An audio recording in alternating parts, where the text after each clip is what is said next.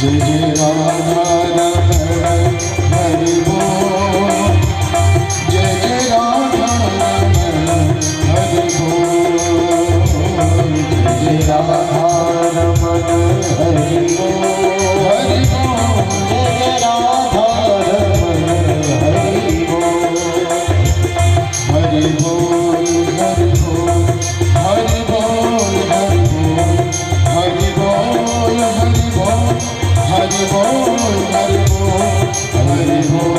हरि बोल, हरि बोल, हरि बोल, हरि बोल, हरि बोल, हरि बोल, हरि बोल, हरि बोल, हरि बोल, हरि बोल, जय जय राधा रमण हरि बोल,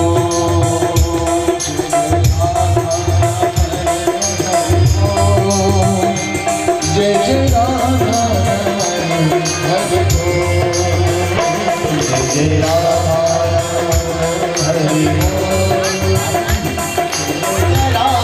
रमण हरि बोल, जय राधा रमण हरि बोल, जय जय राधा रमण हरि बोल, जय जय राधा रमण हरि बोल,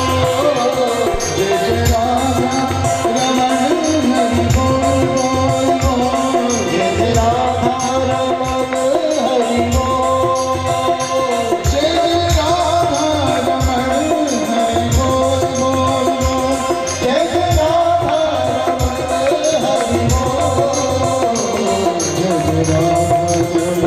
हरि बोल, जय जय राधा रमण हरि बोल, जय जय राधा रमण हरि बोल, जय जय राधा रमण हरि बोल, जय जय राधा रमण हरि बोल, जय जय राधा रमण हरि बोल, जय जय राधा रमण हरि बोल, जय जय राधा रमण हरि बोल, जय जय राधा रमण हरि बोल, जय जय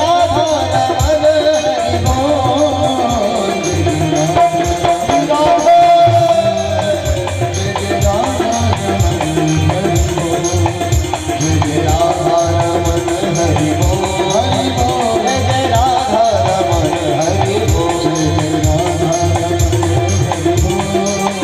जय जय राधा रमण हरि बोल, जय जय राधा रमण हरि बोल, जय जय राधा रमण हरि बोल, जय जय राधा रमण हरि बोल, जय जय राधा रमण हरि बोल, जय जय राधा रमण हरि बोल, जय जय राधा रमण हरि बोल। बोली गाने वाले गोविंद भगवान की जय।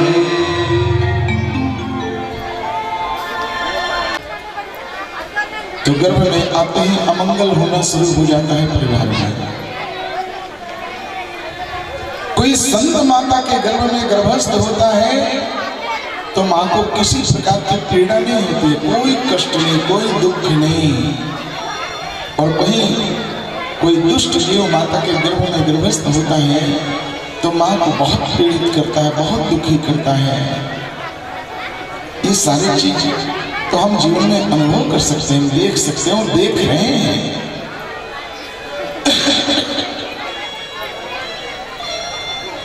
श्री सुखदेव स्वामी जी महाराज माता के गर्भ में 12 वर्ष तक रहे। 9-10 महीने की बात नहीं है। 9 महीने माँ गर्भ में बालक को रखती है, लेकिन श्री सुखदेव स्वामी जी महाराज अपने माँ के गर्भ में 12 वर्षों तक रहे, लेकिन माँ को तनिक भी पीड़ा नहीं है। माँ समझ रही है कि मेरे गर्भ में कोई है, लेकिन माँ को कोई भार नहीं, माँ को कोई परेशानी नहीं, कोई कष्ट नहीं है, फूल के जैसे। और 1 वर्ष के बाद ही व्यास जी उस गर्भस्थ जीव से बात करते बराबर। व्यास जी को जल्दबाजी है कि मेरा पुत्र मुझे प्राप्त हो, मैं अपने पुत्र को श्रीमद् भागवत पढ़ा दूं, कंठाग्र करा दूं, मेरा काम हो जाएगा। ये कहते कि पुत्र बाहर आ जा, ये तो उनको पुत्र समझते, लेकिन वो इनको पिता नहीं मान रहे हैं, क्योंकि यह बड़े दिव्य जीव हैं। हाँ, गोलोक धाम में रहने वाले राधा रानी का लीला शुक्र, उनकी इच्छा हुई कि एक बार मैं मृत्युलोक देखना चाहता हूं। राधा रानी स्वयं अंड में स्थापित कर दिया था कैलाश में, समय आएगा पुत्र तू देख पाएगा बढ़िया से, संसार को तू देख लेगा। वही आज माता के गर्भ में है, सुखपूर्वक, कोई है नहीं, कोई दिक्कत नहीं है। व्यास जी को लग रहा है कि आखिर मेरा जो जीवन है वो तो पल पल तिल तिल आगे बढ़ रहा है, हमारा शरीर जर्जर होता जा रहा है, बूढ़ा होता जा रहा है, समय रहते अपने पुत्र को भागवत सौंप दें। भगवान श्रवण नारायण का ध्यान करते हैं, 12 वर्ष हो गए हैं, लेकिन वो पुत्र माता के गर्भ से बाहर ही नहीं आना चाह रहा है। भगवान श्रवण नारायण का ध्यान करते हैं, भगवान व्यास जी के सामने प्रकट हो गए और कहते हैं व्यास जी आप चिंता न करें, हाँ, क्योंकि तम सर्वभूत हृदय मुनि मानत उसमें है मुनिराज, वो सबके हृदय में रमन करने वाला वो एक दिव्य आत्मा है। पांच भौतिक शरीर उसका नहीं है, उसका शरीर दिव्य शरीर है, वह एक सुख है, वह एक सुजा है। उसका शरीर मानव के जैसा लगता तो है, लेकिन वह एक दिव्य सुख है। आप उन्हें नहीं रोक पाएंगे, आप लौट जाएंगे। व्यास जी हताश उदास, जैसे जिसका सर्वस्व लुट गया हो, व्यास जी अपनी कुटिया आगे उदास रहने लगे। मैं कैसा अभागा पिता हूं, इतना दिव्य बालक मुझे प्राप्त हुआ और मैं रोक नहीं सका, वो जंगल में चला गया, मैं उसे प्राप्त नहीं कर सका। हाँ, इसी बात से बड़े क्षुभित हैं, बहुत दुखी हैं। एक दिन देवर्षि नारद जी पुनः आए। नारद जी ने देखा व्यास जी बड़े उदास बैठे, बोले क्या हुआ? व्यास जी ने कहा मैं अभागा पिता हूं, मुझे पुत्र की प्राप्ति हुई, लेकिन मैं उसे रोक नहीं सका। नारद जी कहने लगे कि आप क्या समझते हैं, क्या वह पांच भौतिक शरीर वाला है? नहीं नहीं, वह एक दिव्य सुख है और सुख का फल चाहिए, लेकिन यह जो सुख है, यह जो सुख है, वो ये साधारण फल खाने वाला नहीं है। उसको एक ही फल प्रभावित कर सकता है, वह एक ही फल खाने के लिए आया है, जिसका नाम है श्रीमद् भागवत। हाँ, निगम कल्प तरोर गलितम फलम शुकमुखात् अमृत द्रव संयुतम पिबत भागवतम रसमालयम मुहुरहो रसिका विभाव का। वेद रूपी वृक्ष सुपक को फल, वेद रूपी वृक्ष का सुपक को फल श्रीमद् भागवत, जिसमें रस ही रस भरा है, ऐसा दिव्य फल खाने आया है। व्यासदेव भगवान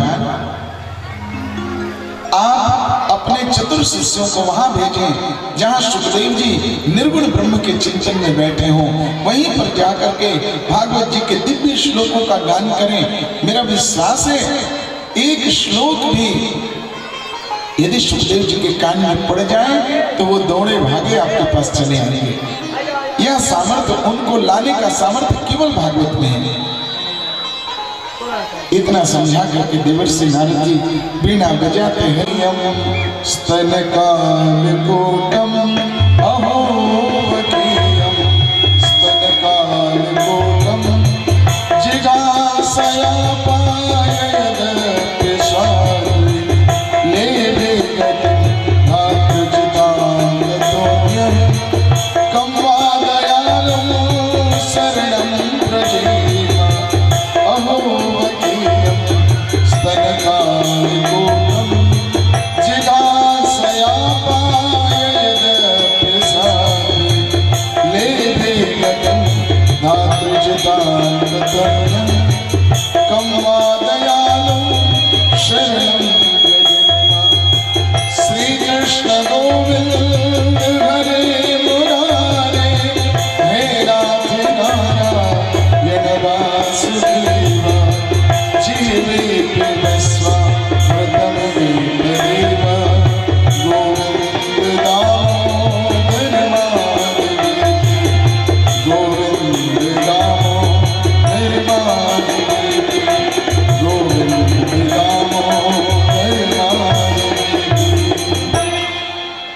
बरहा पीडम नटवर वपुः कर्णयोः कर्णिकारम्।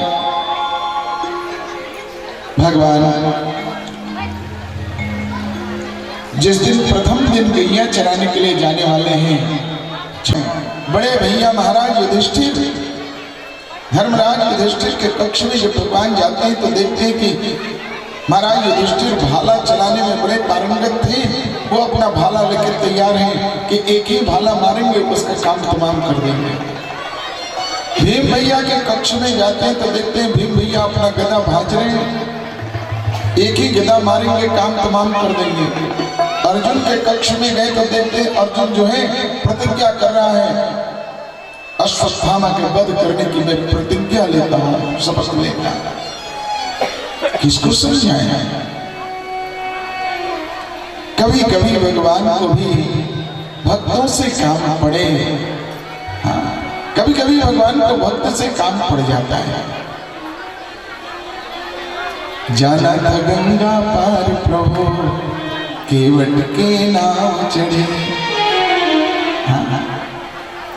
भगवान सृष्टि करने वाले जिनके संकल्प मात्र से सृष्टि हो जाए, आज वो केवट से कहते हैं नाव ले आओ हमको पार कर दो।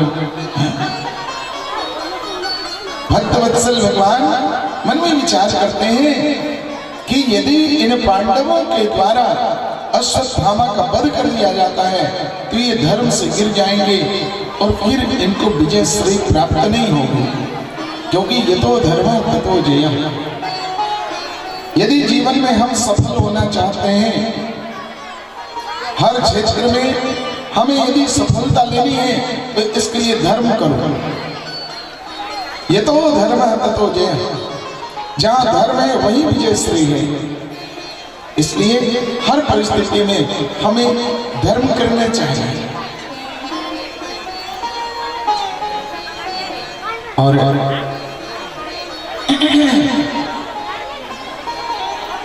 धर्म का आश्रय लेने वाला कभी उसका पतन नहीं हो सकता।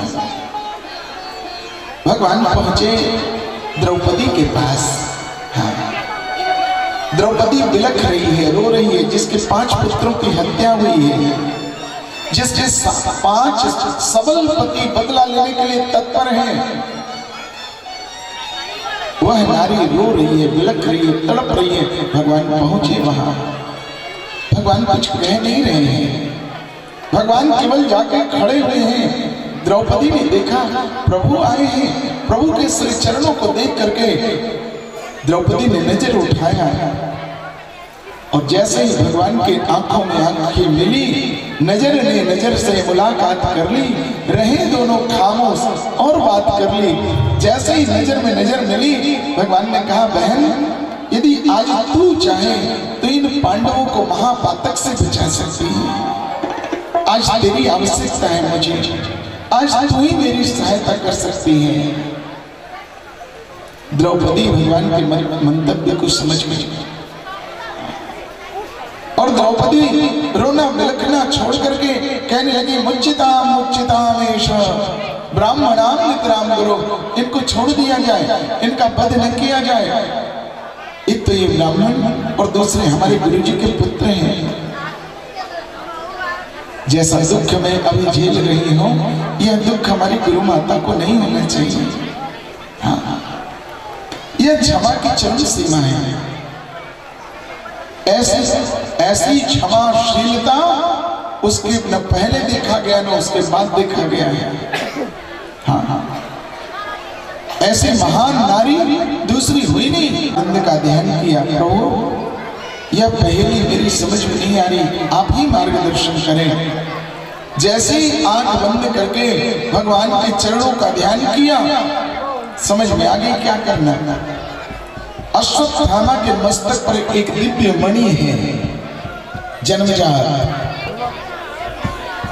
अर्जुन कटार निकालते हैं, उसके मस्तक पर से वह दिव्य मणि निकाल लेते हैं, उसके आधे सिर के केस का मुंडन कर देते हैं, उसको कुरूप बना करके अपमानित करके छोड़ देते हैं।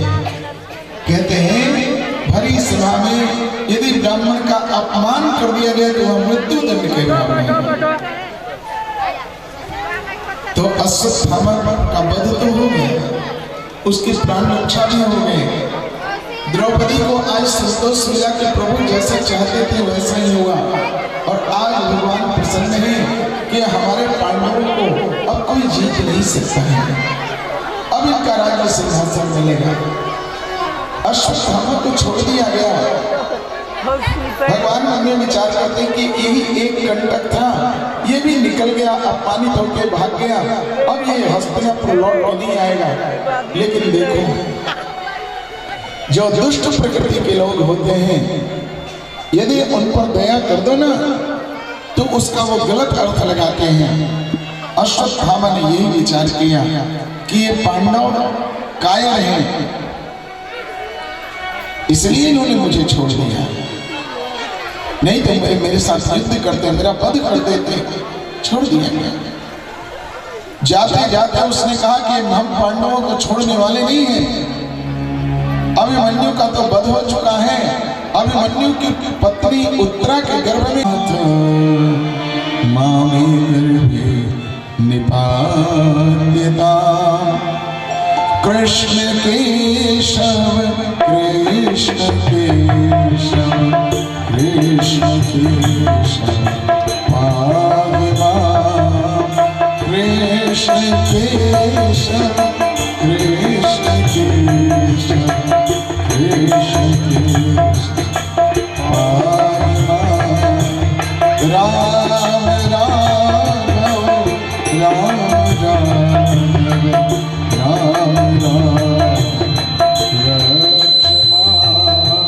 राम राम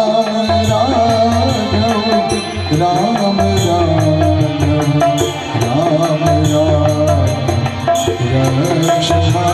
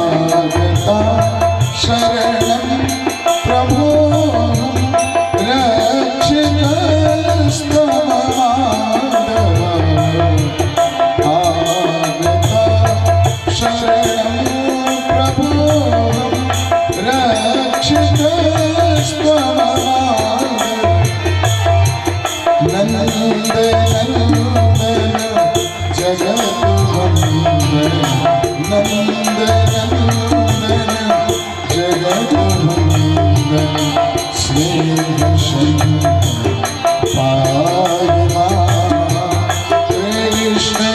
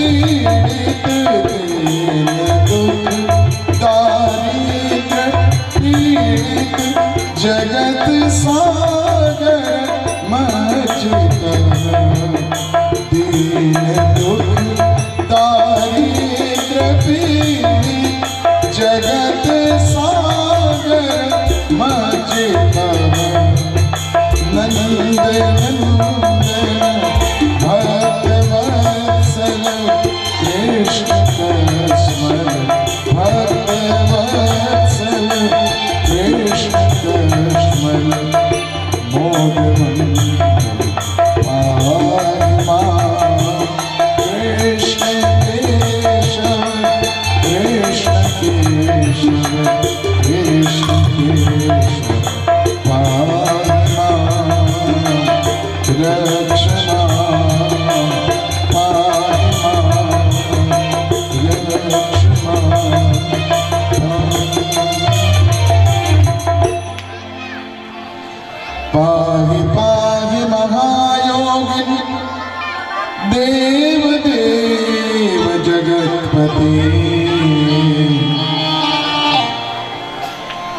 हे जगतपति श्री कृष्ण, मुझे अपने मरने का भय नहीं है। मेरे गर्भ में जो पांडवों का अंतिम बीज पल रहा है उसकी रक्षा चाहिए। नान्यम तद भयम पश्ये यत्र मृत्युः परस्परम अभेद्रवति मामीशम। हे ईश्वर, हे परमात्मा, मेरा गर्भ जल रहा है। किसी ने मेरे गर्भ के ऊपर किसी अस्त्र का प्रयोग कर दिया है। भगवान अश्वत्थामा के छल को समझ गए। भगवान तुरंत उत्तरा के गर्भ में सूक्ष्म रूप धारण करके प्रवेश करते हैं। गर्भस्थ जीव ने चतुर्भुज नारायण के दर्शन किए। भगवान हाथ में गदा लेकर, उनकी कौमुदी गदा, गदा का नाम है कौमुदी, उस गदा को लेकर के चारों तरफ उस बालक के, उस जीव के चारों तरफ घूम घूम करके ब्रह्मास्त्र का ताप शांत कर रहे हैं। भगवान मानो उस परम भागवत की परिक्रमा कर रहे हैं प्रभु। उत्तरा के गर्भ की रक्षा हुई। भगवान अपने निज शरीर में लौटे हैं। सब कुछ अच्छा है। माता कुंती को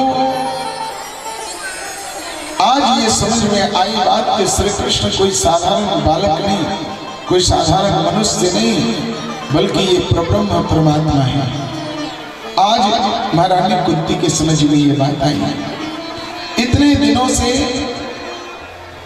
श्रद्धावान तो थी, प्रेम तो बहुत करती, परमात्मा से इनको अपने श्री कृष्ण से बहुत प्रेम है, लेकिन पुत्र भाव भी है। जैसे अपना अर्जुन वैसे कृष्ण, दूसरा भाव नहीं। लेकिन आज जब उत्तरा के गर्भ की रक्षा हुई तो उत्तरा के गर्भ की रक्षा के साथ साथ भगवान कृपा करते हैं महारानी कुंती के ऊपर भी। महारानी कुंती के हृदय में ब्रह्म भाव जागृत हो गया। अरे ये तो ब्रह्म है। आज तक संग संग रहे लेकिन कभी ये भाव नहीं आया। आज महारानी कुंती भगवान के सामने हाथ जोड़कर खड़ी हो गई। कृष्णाय वासुदेवाय देवकी नंदनाय च नंद गोप कुमाराय गोविंदाय नमो नमः। नमः पंकजनाभाय नमः पंकजमालिने नमः पंकजनेत्राय नमस्ते पंकजाग्रये नमः पंकजनाभाय। हे कमलनयन, हे कमलाकांत, हे नंदनंदन, हे देवकी नंदन, हे यशोदा नंदन, आपके चरणों में बारंबार प्रणाम है। महारानी कुंती भगवान श्री कृष्ण की बुआ लगती थी। भगवान को बड़ा आश्चर्य है। आज भगवान कहते हैं बुआ जी ये आप क्या कर रही हैं, क्या हो गया आपको? आप मेरी बुआ जी हैं, मैं आपको प्रणाम करूं, आप मुझे प्रणाम करें। आज उल्टी गंगा कैसे बहा दिया आपने? महारानी कुंती रो रही है। हे श्री कृष्ण, हे प्रभु, आज तक मैं धोखे में रह गई, आपको पहचान नहीं पाई। लेकिन अब आज नहीं, आज तो मैंने आपको पहचान लिया। आपके किए हुए